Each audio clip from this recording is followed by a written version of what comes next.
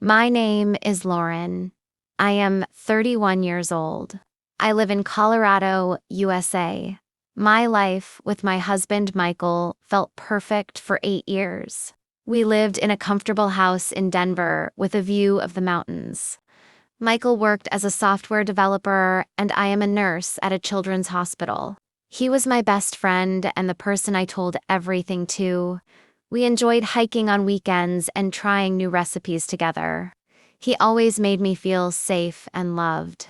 Our future looked bright and full of shared dreams and simple happiness that felt very real and true. One rainy Thursday, I needed to find our tax documents for an appointment. Michael kept all our important papers in a locked filing cabinet in his home office. He was at work, so I looked for the key in his desk drawer. I found a small box tucked away in the back of the drawer. Inside, I discovered a second phone I had never seen before.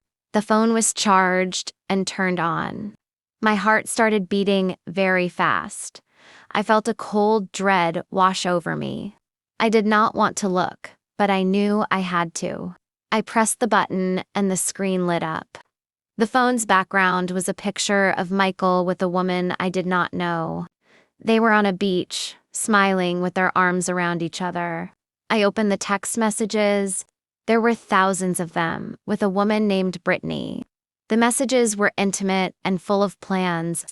They talked about a future together, about buying a house, about children. He called her his real home. I saw photos of them in a furniture store, picking out a couch. I saw pictures of them celebrating holidays I spent alone because he was traveling for work. My hands shook. I found a bank statement in the phone's case. It was for a joint account with his name and Brittany's name.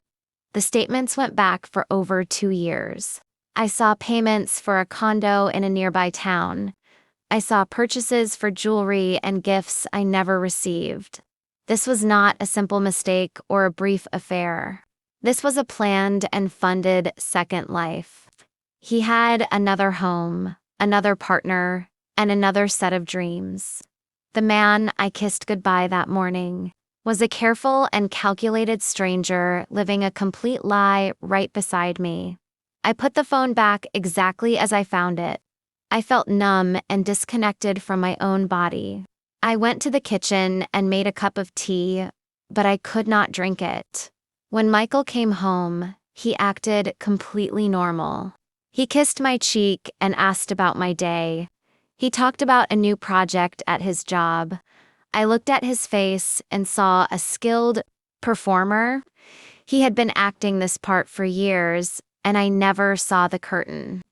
I felt a deep sadness for the loss of the man I thought I knew. I knew I needed to see the physical proof of his other life.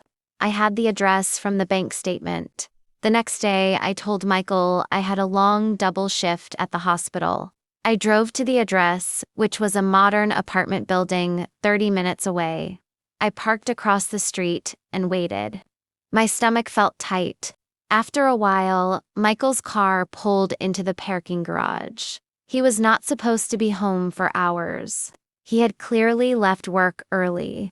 This was his real home, his real life. A woman with blonde hair came out to meet him in the parking lot. This was Brittany. She ran up to him and he spun her around, laughing. He kissed her with a passion I had not seen in years. They walked inside, his arm firmly around her waist.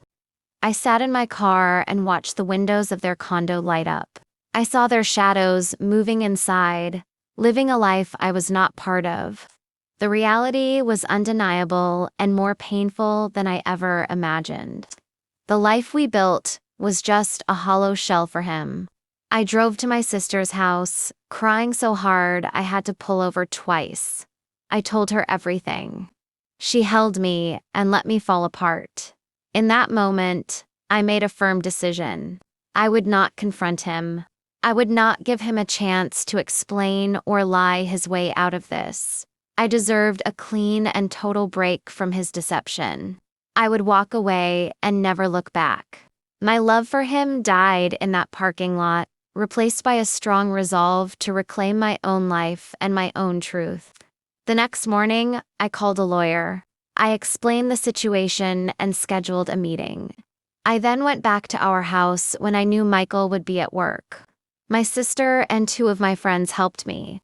We packed all my clothes, my books, my photo albums, and my personal items.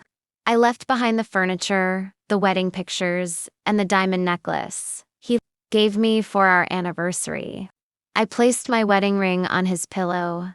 I felt a powerful calmness. I was taking my life back from his web of lies. I moved in with my sister temporarily. Michael called and texted me dozens of times. He said he was worried. He asked what he had done wrong. His messages then became angry, demanding to know where I was. I did not respond to any of them. I blocked his number on my phone. My lawyer communicated everything from that point forward. My silence was my strength. It was the wall I built to protect myself from his manipulation. He no longer had any power over my heart or my mind. The divorce proceedings were straightforward due to the evidence I provided.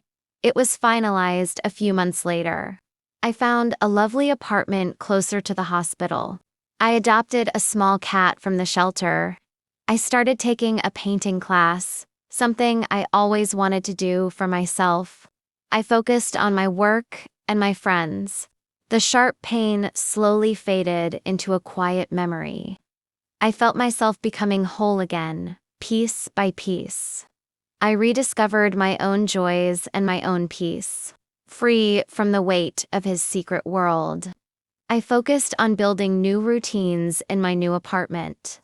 My cat, Pepper, greets me every day when I come home from work. The painting class introduced me to new friends who know nothing about my past. We meet for coffee and talk about art and our lives. I feel a sense of freedom I have not felt in many years. I can make decisions just for myself. I can watch whatever I want on television and eat whatever I want for dinner. These small things feel like big victories. I do not know or care what happened to Michael and Brittany. Their life is their own story now. My story is about survival and self-respect. It is about the strength I found to walk away from a profound betrayal without a single glance back. I learned that my happiness cannot live in the shadow of someone else's lies. I look forward to my future, a future I will design for myself, with my cat by my side and a heart that is open to real love.